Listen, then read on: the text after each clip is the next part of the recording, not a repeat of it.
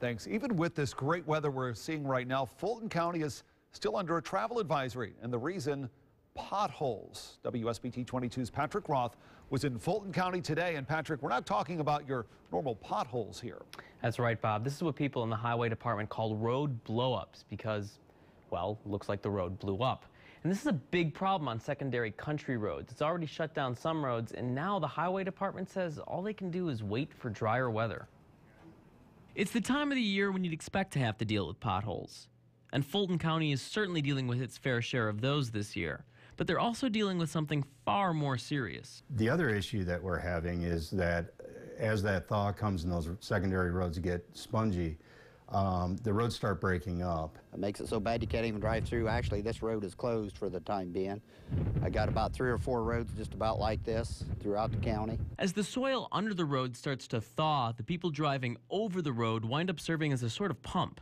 So all the water and soil under the road's surface starts to come to the top.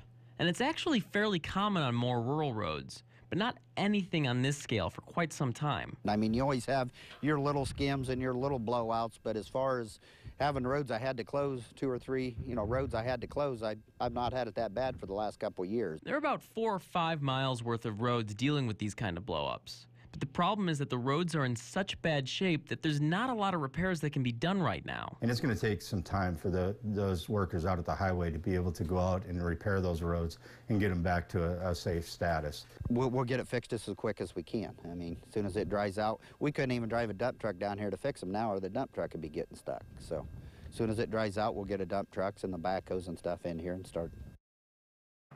Officials say in the meantime, the best thing you can do is be extra careful when you drive and slow down. One official said he wouldn't recommend going much above 30 to 40 miles an hour.